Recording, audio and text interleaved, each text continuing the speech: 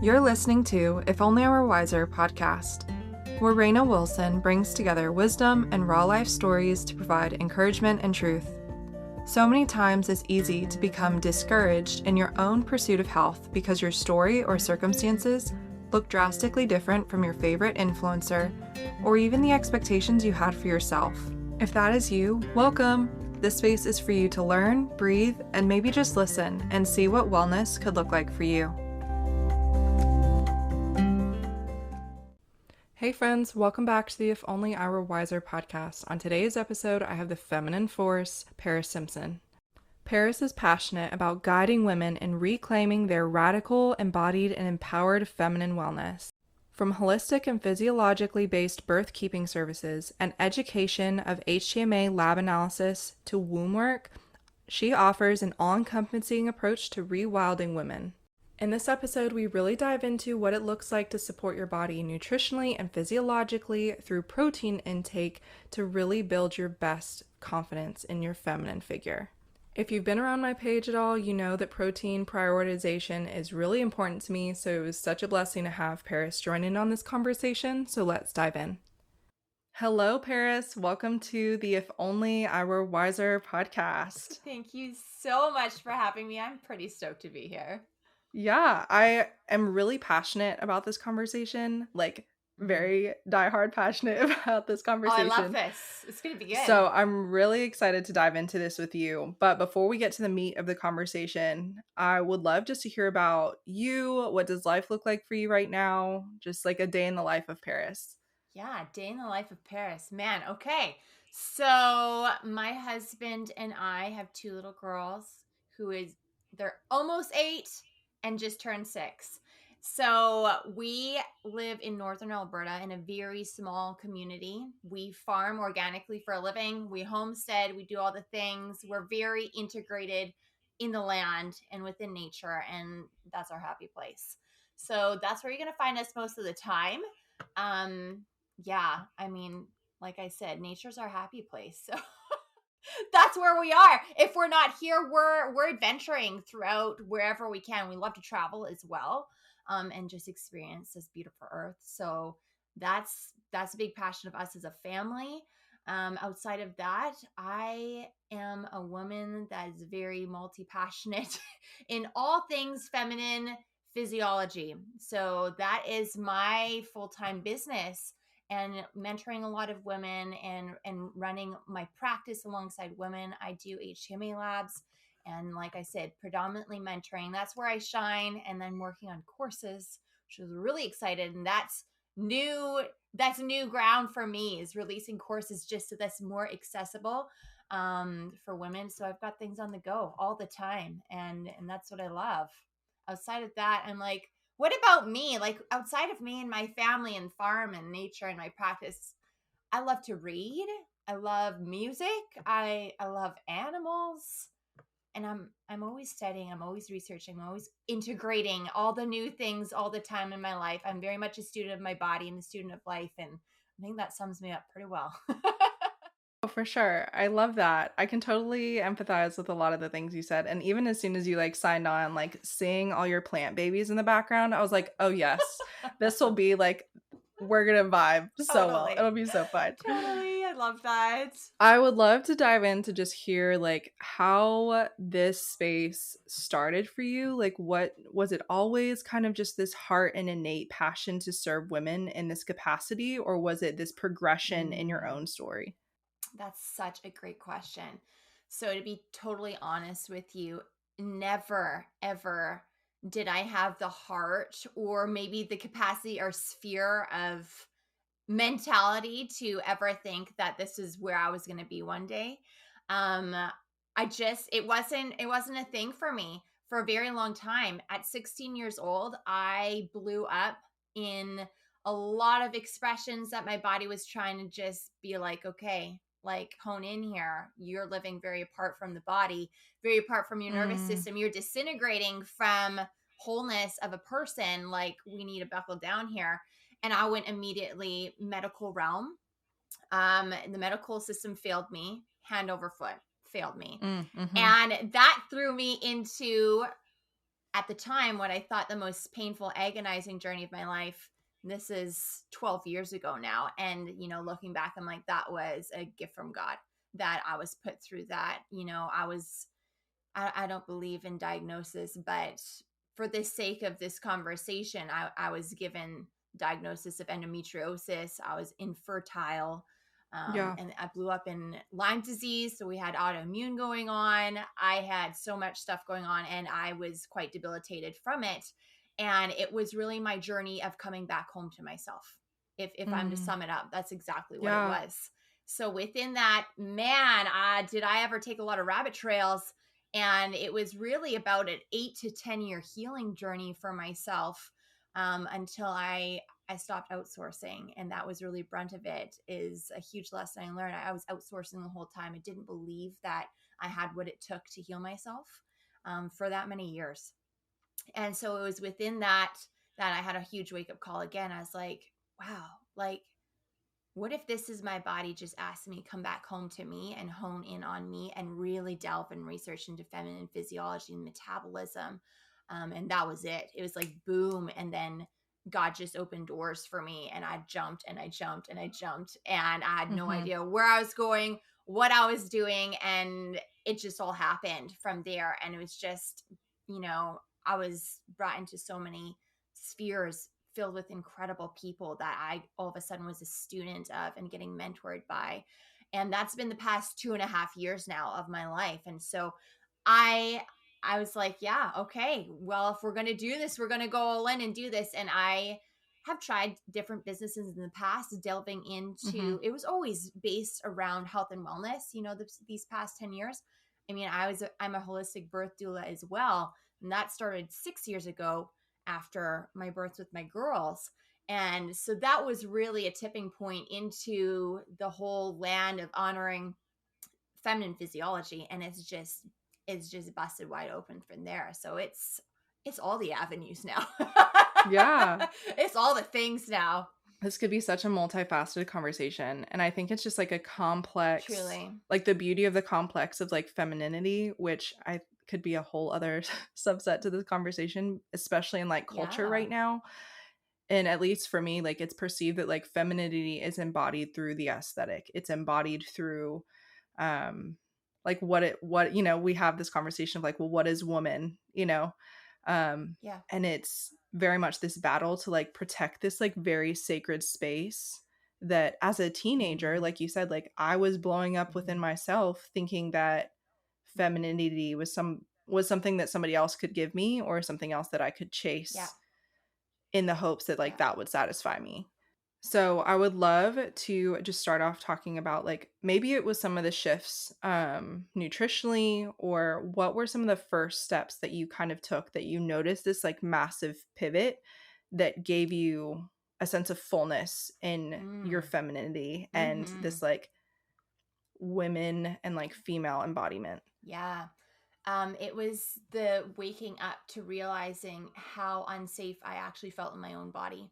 And Mm. I was blind to that for many years, many years. And then I just sat with it one day. Actually, one of my mentors had asked me, she's like, Paris, what if I were to ask you of that one thing in your mind that's innately feminine that Hmm. you cannot see yourself doing right now? And it was just like, whoa, whoa, whoa. Like that hit me out of nowhere. I was like, Yeah. okay, I'm really detached from my femininity at the core, and this is going a while back that this conversation happened.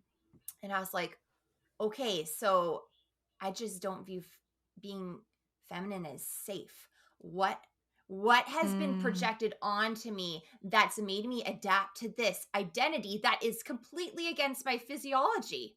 And so that was just a whole unwinding of that. And I was like, I'm committed to studying this, really, again, being the student of my own body and delving into this entire realm. And wow, like if you're going to go conventional worldview or conventional scientific studies, there's very little out there to support this. We're in such a patriarchal society. I don't care what people say. It's very much a Yeah. patriarchy, right? And so I was like, okay, there's a huge need. I mean, obviously now being awakened to this, I could have used this years ago. I didn't get this. So we need to be integrating this for women, and this needs to cover our nervous systems, our metabolisms, like we're going to talk today, our nutrition. It's mindset, it's embodiment. It's an entire way of life for us as women that we've become very detached from, over the centuries. There's been very specific attacks over us, which, I mean, again, that would be a whole different conversation for another time. But, the attack on femininity is very, very, very real. And it's hard for Mm. women to find somebody that they can relate to, that's been through this, but that honors feminine physiology to take them on this journey towards their own healing.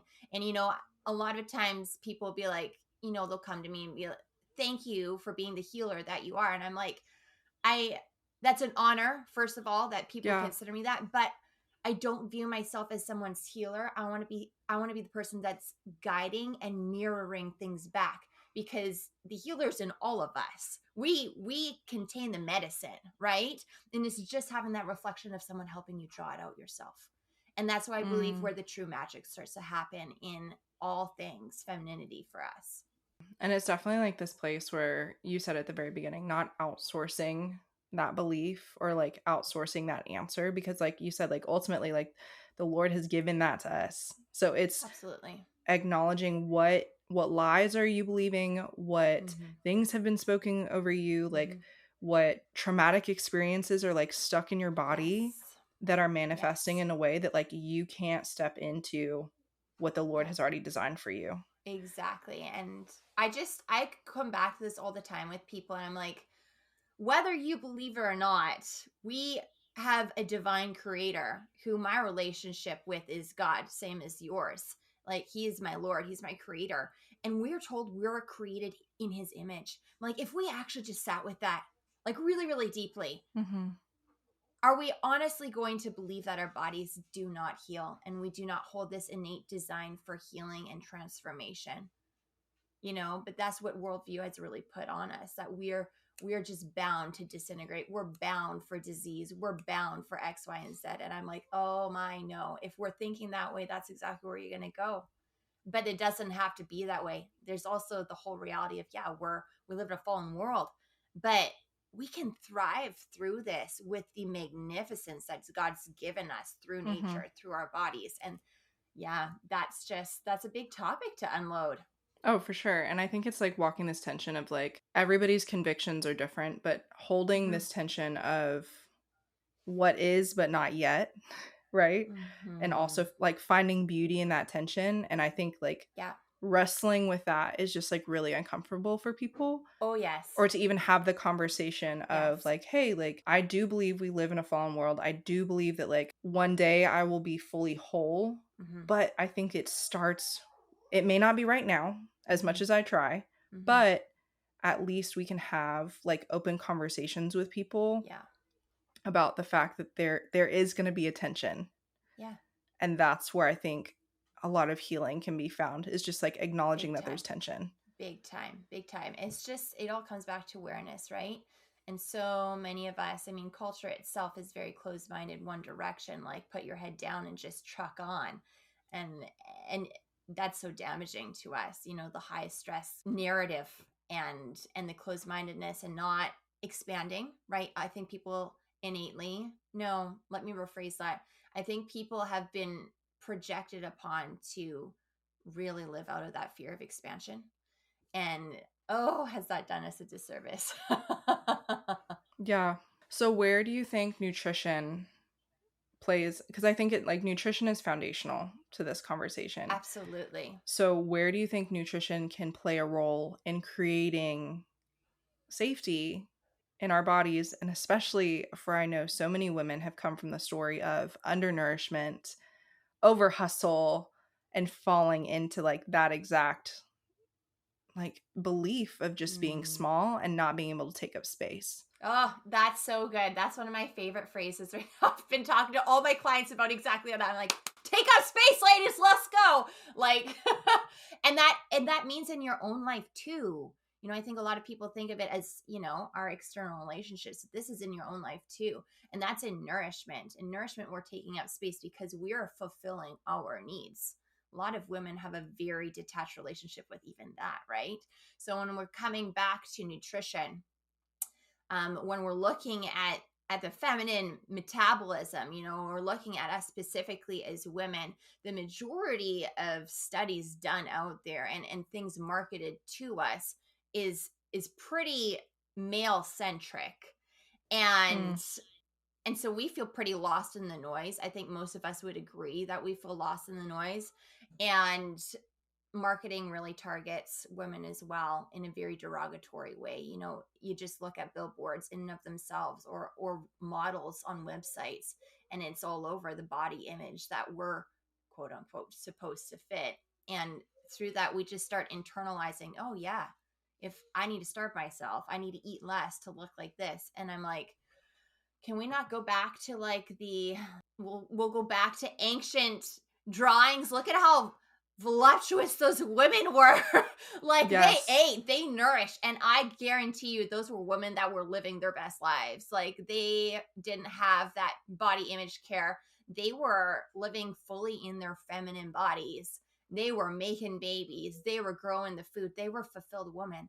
And so we can't look to society for validation for those kinds of things. If we're looking to Mm. society as far as how we're going to integrate nutrition as women, society's going to fail us. Is the bottom line. Is the bottom line right there.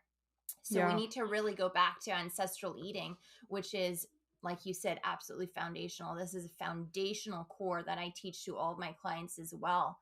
And when we talk about ancestral eating, the bulk of it is super simple. And we're just going back to what actually feeds the metabolism so that it's thriving and that it's healing and it's given the mineral density that it needs, because we're remineralizing through that, which is the baseline. Like those are the spark plugs of your body, is minerals, and everything from there, it just goes out, goes out, goes out. So when we talk nutrition, we talk ancestral eating, that's really nose to tail eating. We've lost touch with that.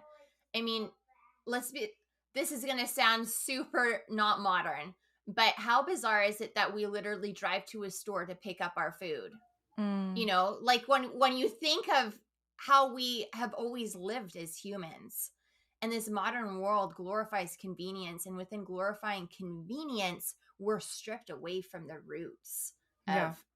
of what we should be doing, what we need to be doing, of our interaction and our relationship with our own bodies and with food. We've lost relationship with food is the thing, right? We used to eat nose to tail. We butcher our own meat, and we literally eat nose to tail. I made oxtail soup the other day. I'm not kidding when I talk like Yeah. this. Like this is a way of life, is a way of eating.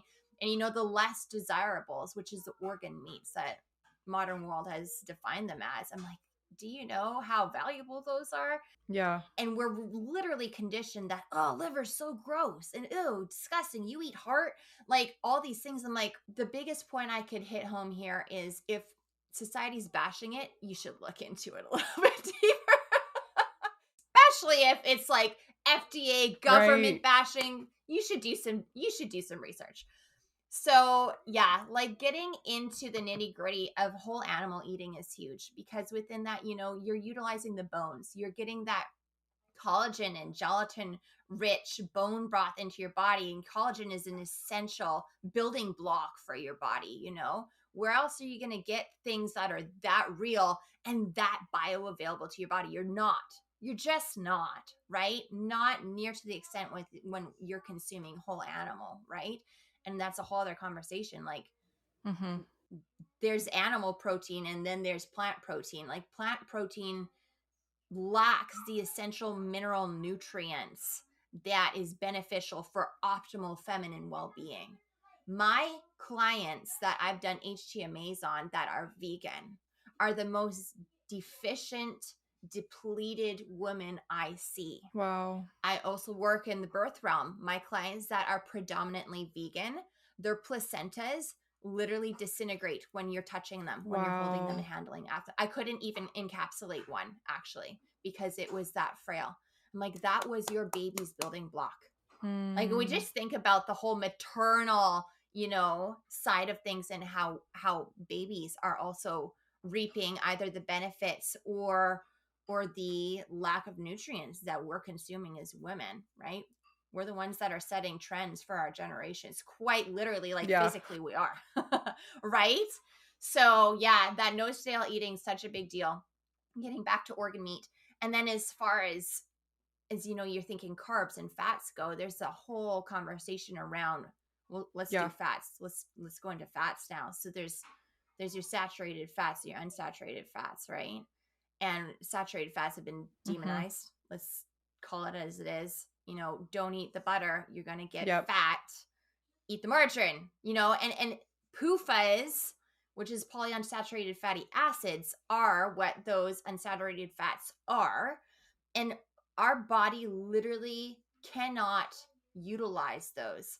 And so I'm seeing people all the time, their gallbladders, their spleens, their livers, their kidneys, their intestines, they're just blowing up with inflammation, an inability for their elimination, their detoxification pathways to fully process things.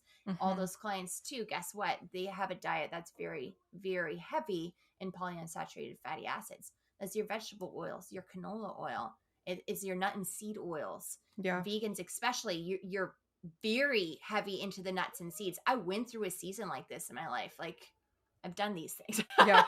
Same. On my own journey, right? Thinking I'm doing all the best things, drinking all the nut milk, just the amount of PUFAs in there, and the thing with PUFAs is it causes oxidative stress. That's literally cellular death. Yeah. Like, that's crazy. And it's normalized. It's pushed. It's promoted. Mm-hmm. So again, we're getting back to ancestral eating because the way God has designed this earth, the animals that inhabit and the plants that inhabit it, like, this is what we need to be building relationship back with. We need to get our hands in the dirt. We need to get back to real food and real where it comes from. Root crops, root vegetables, those are highly bioavailable and dense in nutrients for our systems. Those are amazing carbs to be getting in your body. Like, for example, the raw carrot salad by Dr. Ray Peat. Are you familiar with this? Yeah. Yes. I mean, root vegetable right there. Literally one root vegetable. You're adding raw apple cider vinegar and a coconut oil, or you can do MCT oil, and then raw form of salt. Mm-hmm. And you're eating this, and it literally is helping to detoxify your liver and accumulated estrogen. So many things. And that's one root vegetable, but so often, the bulk of North America, they're going for carbs in grain products, like gluten products, right? And we've really come far from wholesome root vegetables. One of my favorite resources to direct anybody who this is very new for is to look at Sally Fallon's Nourish Traditions book. It is worth its weight in gold. That book is phenomenal. You can find it on pretty well anywhere. Amazon carries it. Indigo carries it. But that book's amazing. And one of my other favorite resources is fallonstable.com. Oh, yes. Yeah, Fallon. I live. I know. I talk to her all the time about we only live by Fallon's cookbook and her meal plans. And we're like patiently awaiting the launch of her Southern cookbook. I know. Fallon is literally groundbreaker in modern society of bringing women back to healing the metabolism through food and ancestral eating. And she makes it so freaking simple is the thing. She's got such a talent. So, oh my gosh, like her meal plans, her cookbooks, buy all of them. She's phenomenal. Oh, yeah. She's phenomenal. I just love them. So yeah, for listeners, like, that's an amazing place to start because she also lays out essentially what we'll quote unquote call the stops. Like, we need to stop consuming the PUFAs, get back to real fats, using lard, using butter. These are animal products. We're going to keep coming back to animal products, right? Yeah, she's amazing. She lays it all out. She's like, okay, be aware of all of our iron-enriched gluten, by the way, is causing astronomical amounts of inflammation in our tissues. Again, it's leading to chronic adrenal fatigue. It's leading to, like, our thyroids just being so taxed that we're not producing thyroid hormone as we should, and the conversion of thyroid hormone, because all of a sudden, guess what? Our liver can't handle it either. Yeah. Our liver is dealing with all of these synthetics. Talk about glyphosates. Like, look what's sprayed on these crops. Is a whole thing, is a whole realm. Oh, yeah, absolutely. Which I'm so thankful for Fallon because I found her definitely later in this pro metabolic sphere. But I remember a Yeah. specific season prior to my pregnancy with my son where I did go vegan with my husband for a season. He was training for a military training, Mm-hmm. and we were like, we've heard all, we fell into it. I think we watched, what is Yeah. it, Game Changers on Netflix. It was like, look at all these studies, look at all this research. Like, we must be healthy. So Yeah. we ended up going vegan, and we switched everything to soy, Mm-hmm. everything to the nut alternatives. And I remember feeling so badly. And I think I did it for about maybe 2 or 3 weeks. And I got to the point where I looked at my husband and I was like, I cannot do this anymore because I just like there is something wrong. Mm-hmm. I was, and his reaction to these foods, of course, are physiologically different than mine, and where his needs were at that time in the season he was training. And I was, high protein at that point, so I was swapping all of the typical animal Mm. proteins Yeah. for alternative soy-based Yeah. grain, Yeah. nut, seed proteins. Yeah. And I think it was honestly like the following week, I started adding back just eggs, not Mm. even like pasture raised, like just Yeah. conventional eggs. Yeah. And it made all the difference. Yeah.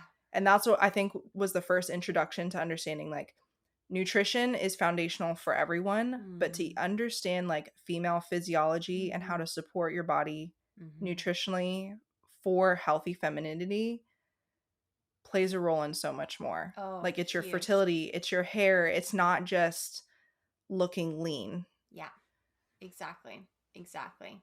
And I think the beauty of it is the journey that brings us all back home to fully embracing the vessels that God has given us too. Because when we're Mm, eating according to our feminine physiology, guess what responds like you've never imagined it responding before is your body. All of a sudden, guess what? Like you're filling out in all the feminine places and you're trimming down. Like this is a body that's strong because she's well nourished, right? Like mm, this is a body that is eating this alive food up and she's expressing it, which is huge. But how many of us actually think of food like that? We think restrict it, right. restrict it. Well, anytime we're going into anything that's fear based, or we're holding stress around it, your outcome is also going to be fear based, and there's going to be stress around it because that's what we're outputting, right? And I just think Mm, of oh, the many diets that I put myself through in my healing journey, and yeah. I'm like, you know what?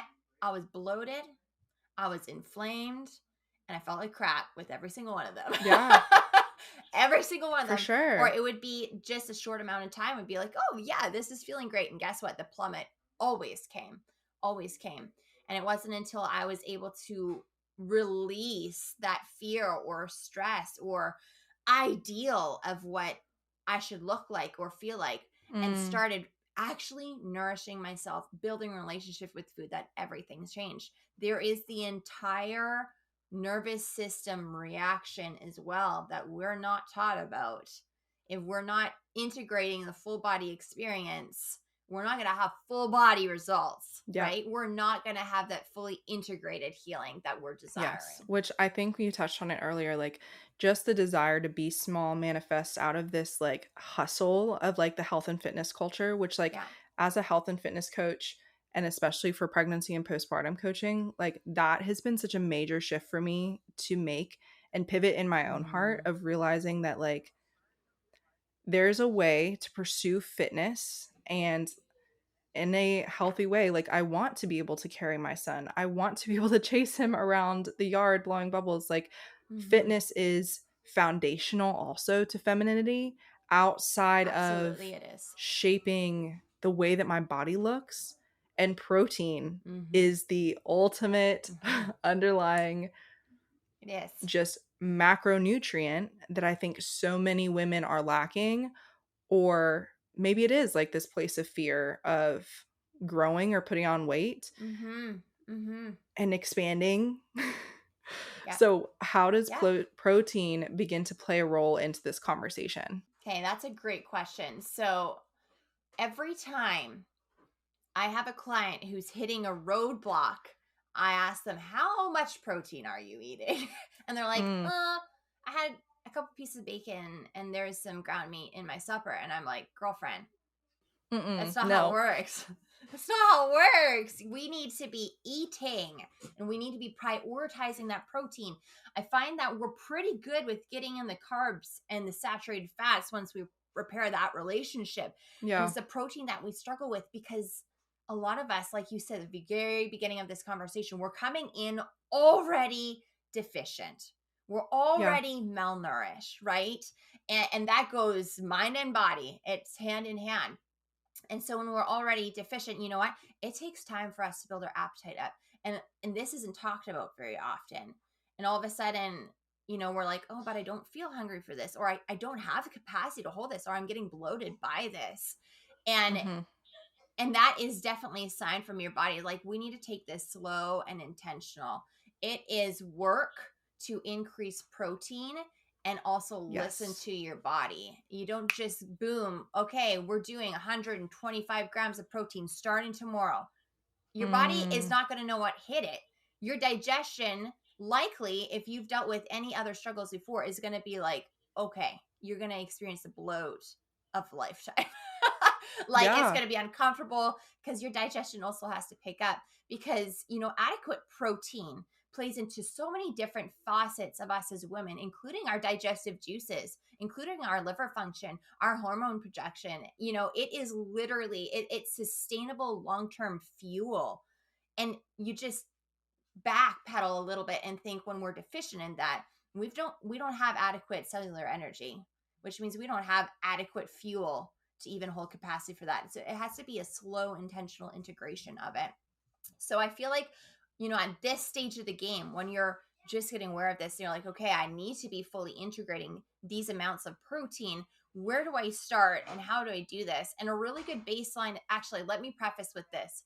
I am hesitant. I'll be very honest with this. I am always hesitant to be like, okay, let's aim for X amount of grams of protein, Mm, because then we can get so hyper fixated on that and it just becomes another stress cycle. And again, it's not integrating relationship with food like how we should.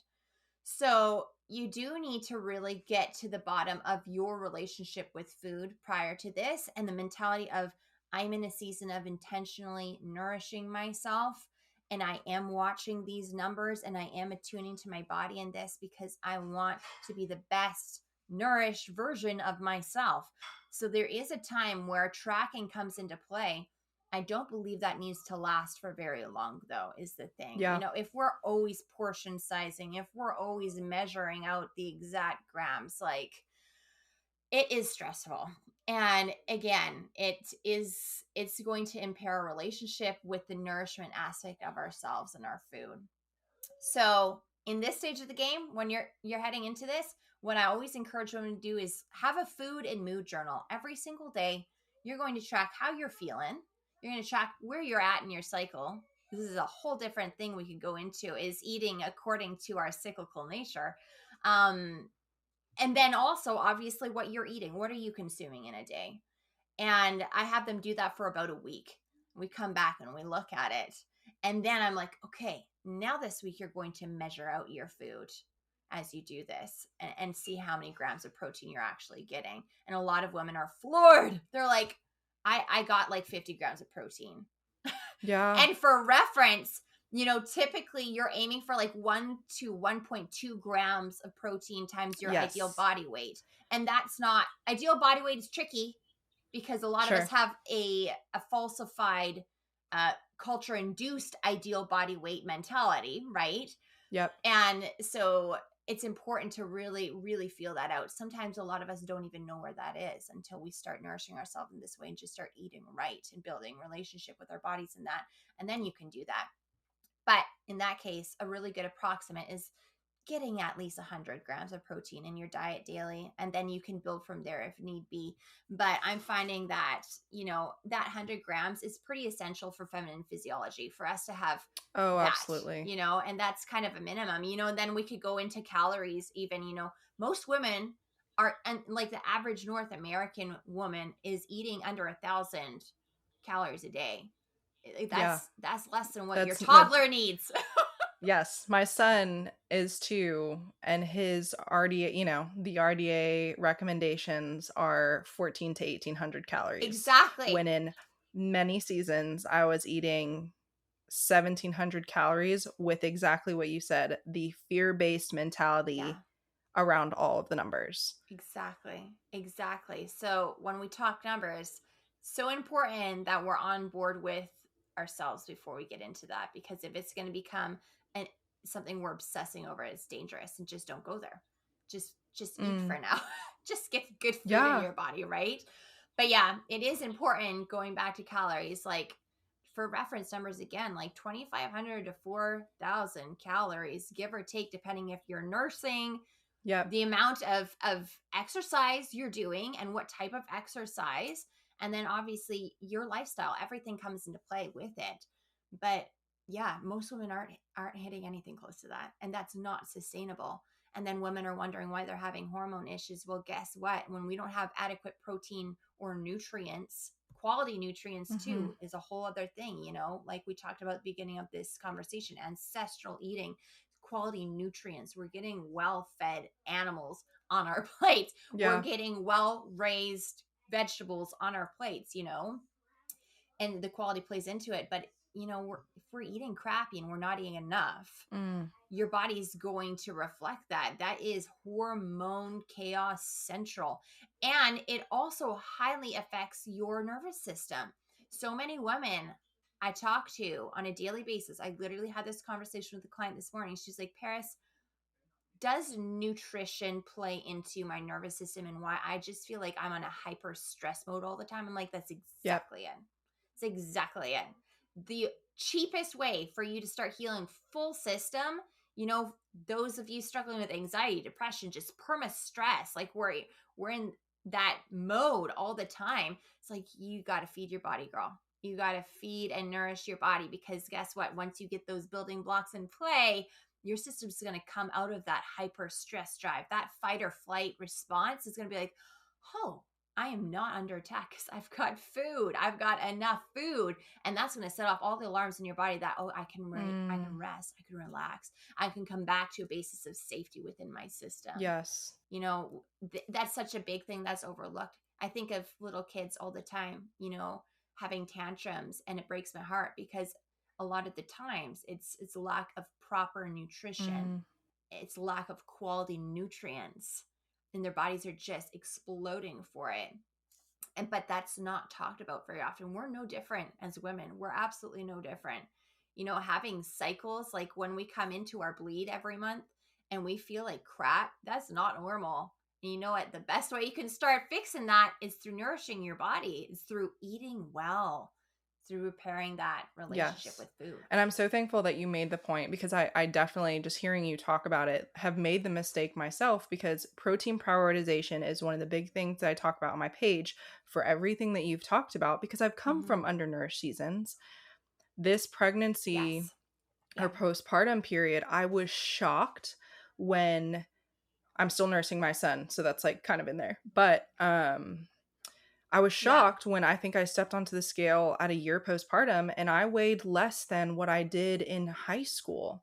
Again, high school was another like hypersensitive, hyper stressful Yes. season for different reasons. But it was so Mm-hmm. fascinating to me to Mm-hmm. think about, how does protein and nourishment play a role in the fact that like my weight or ideology about what femininity should look like and what my body should look like right now, and Mm-hmm. then stepping into this new season of prioritizing protein in a place where I can't track the Mm-hmm. numbers, like I've shared. Like, I'm not in a place to pick up my Yep. phone, because that's a season that basically I've had to like lay at the foot of the cross, because it's not healthy for my heart or my spirit right now. Yes. And so Yes. you're right. Like, it may look like, instead of hopping on at like you said, at least 100 grams a day for some women, it may be a season of Mm-hmm. processing heart posture. And you're so right, because I have definitely Yes. even made the mistake with friends of like, yeah, you have to hit your protein goals, this, and this. But if your body is not in a state, or your heart or mind is not in a space to respond to that, it doesn't matter how much protein you're eating, because your Mm-hmm. body is not going to process it. Exactly.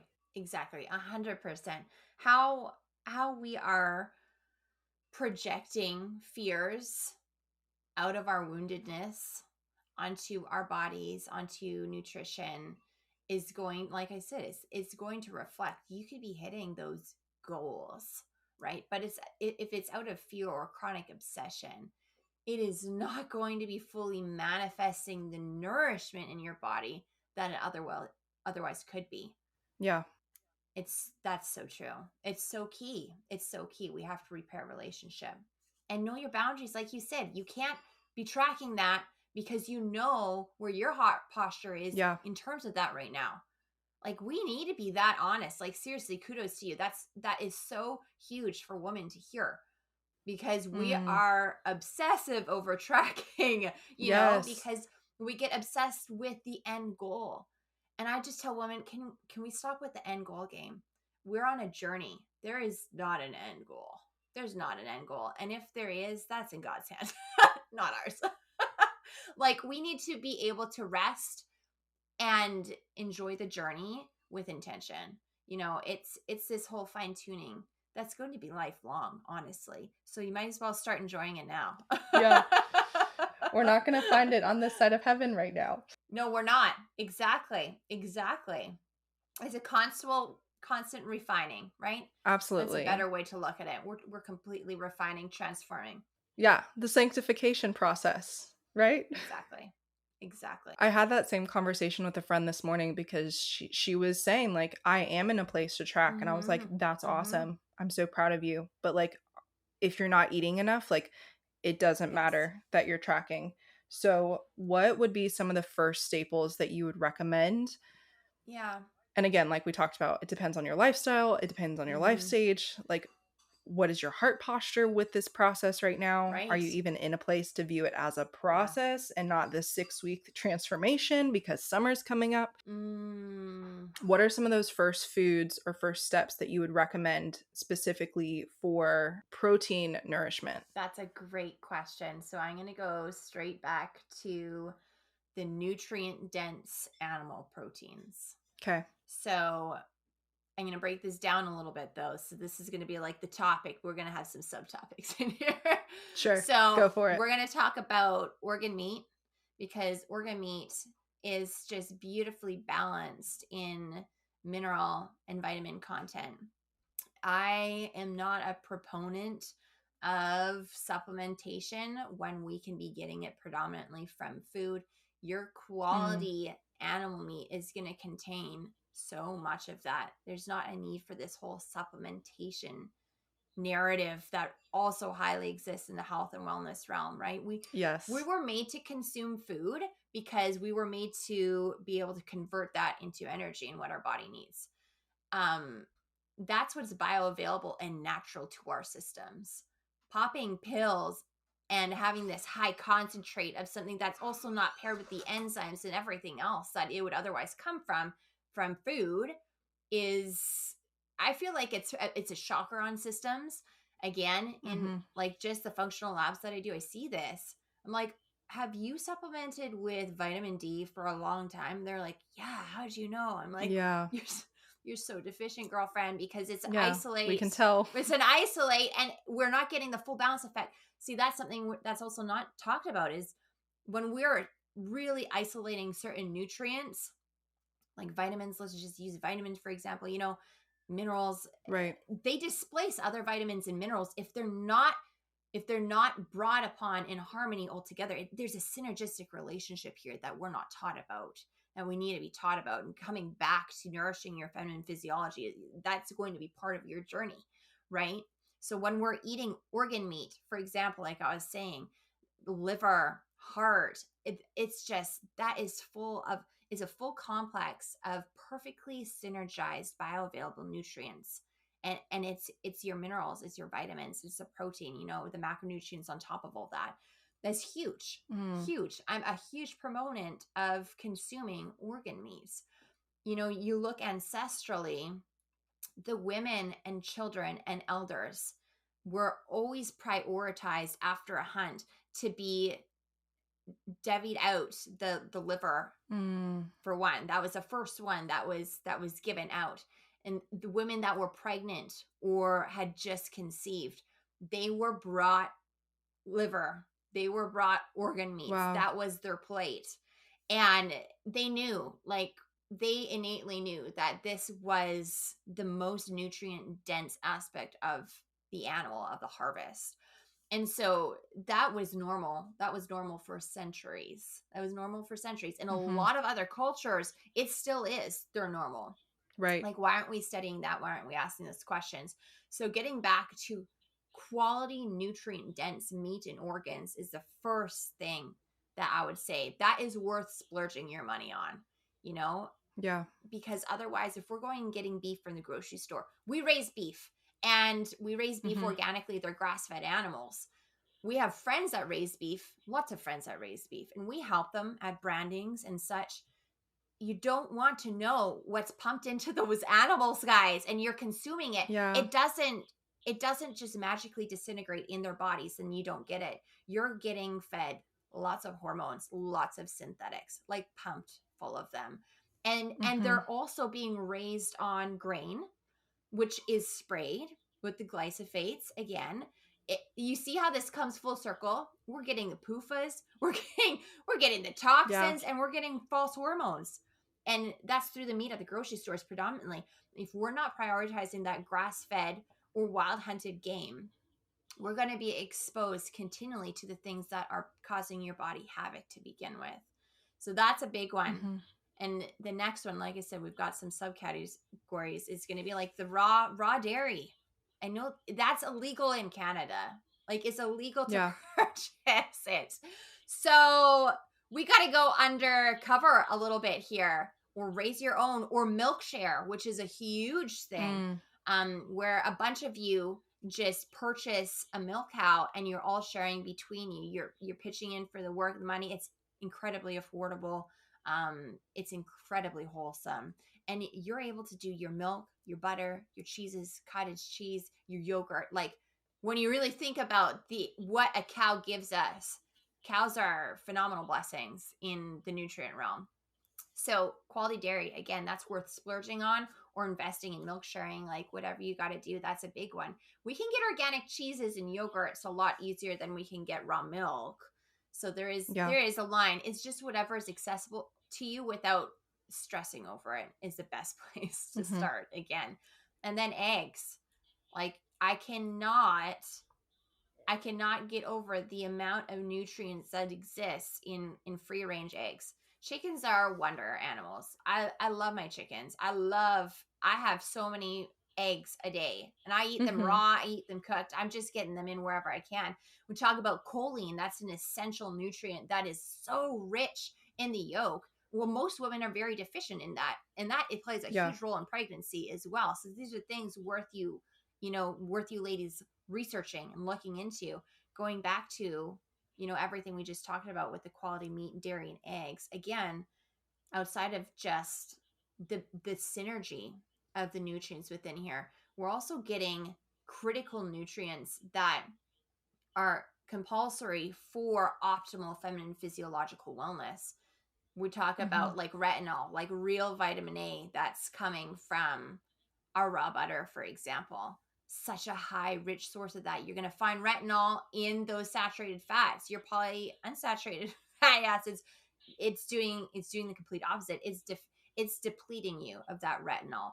Retinol is a key Mm-hmm. factor in copper production in your body. Guess what copper is so deeply affiliated with? It's a fertility mineral. It's such a beautiful, Yeah. innately feminine mineral, right?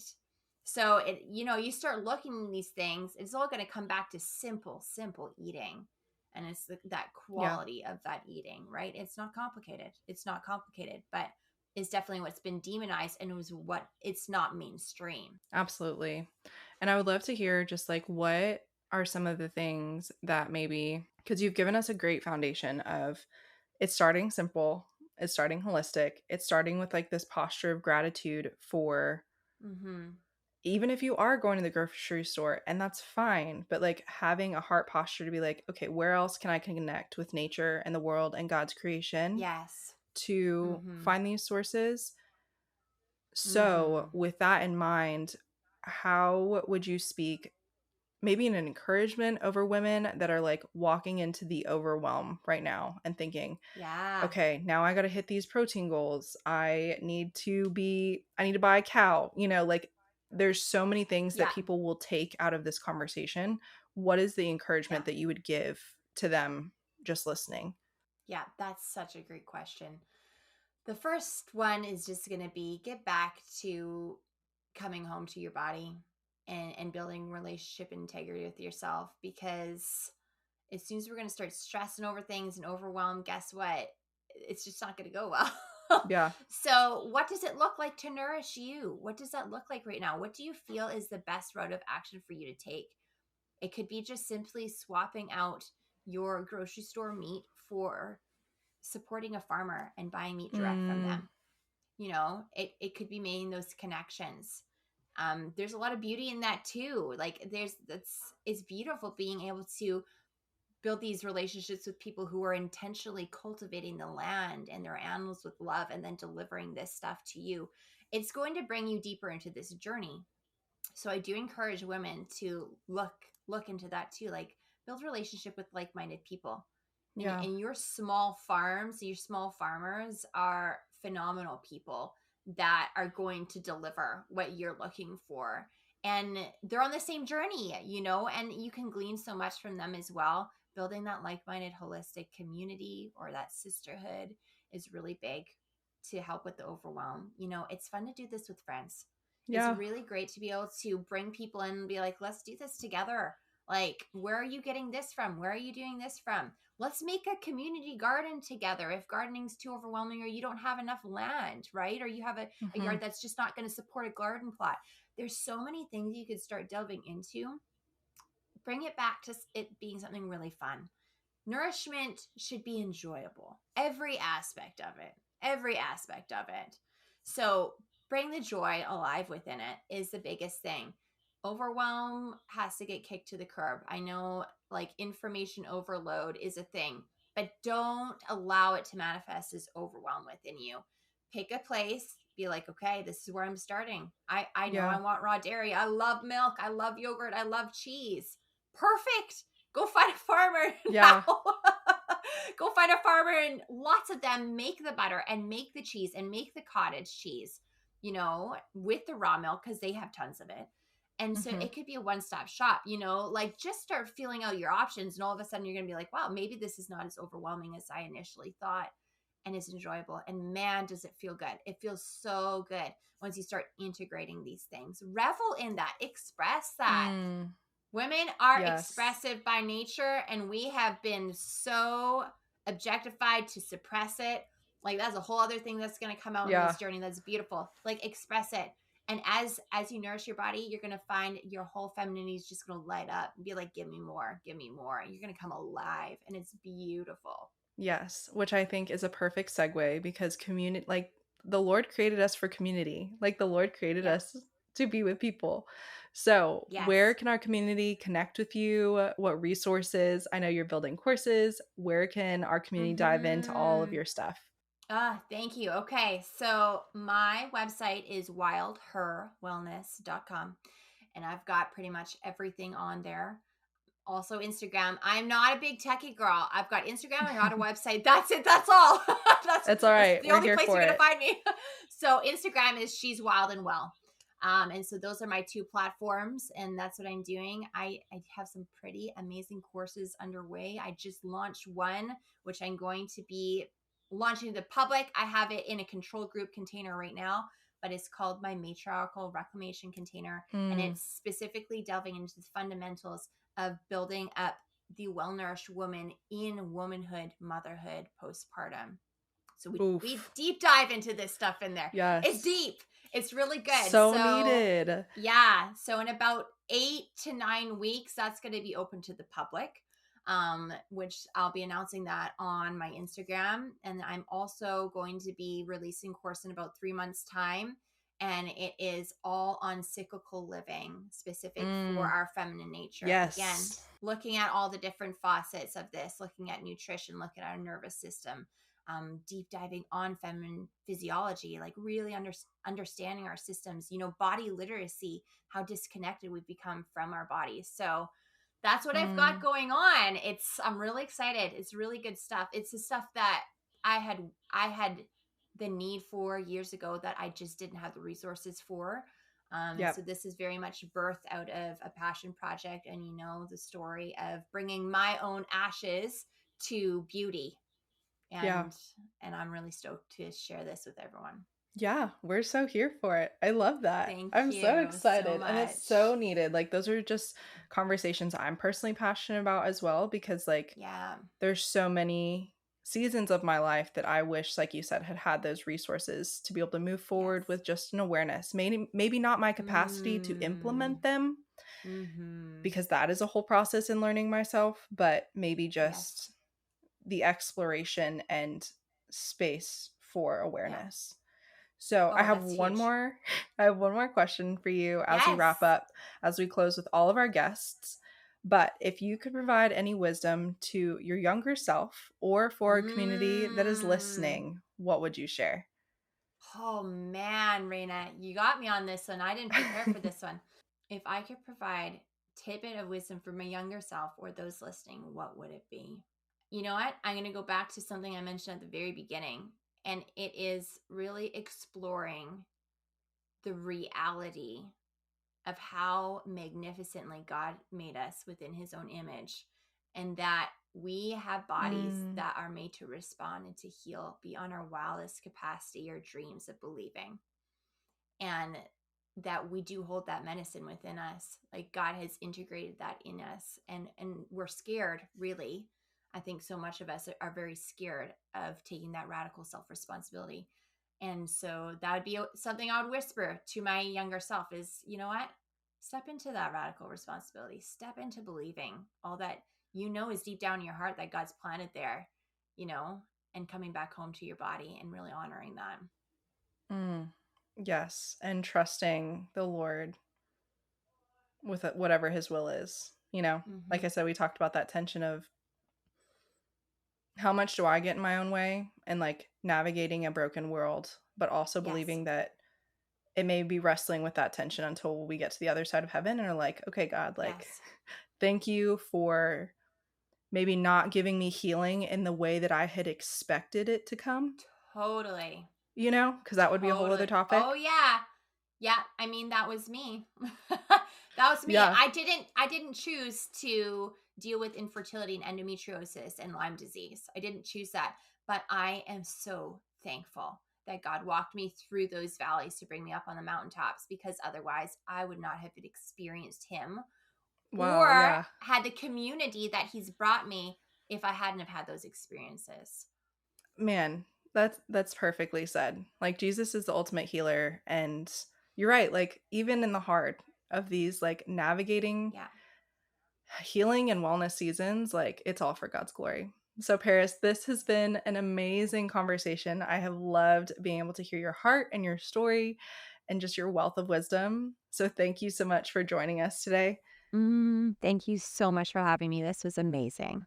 It was such a gift of a conversation, and we can't wait to see you guys on the next episode. Thank you for listening, friend. I hope you enjoyed the episode. If you don't want to miss any wisdom or encouragement, be sure to subscribe to the show. And don't forget to rate and review. Your feedback means so much and helps our community grow. If you're looking for more wellness wisdom and free resources, head over to livingwiselywell.com or get connected with me on Instagram at wiselywell. And if you're looking for a break from the hurried health lifestyle, check out my Return to Rest resource for tangible ways to slow down and finally find rest.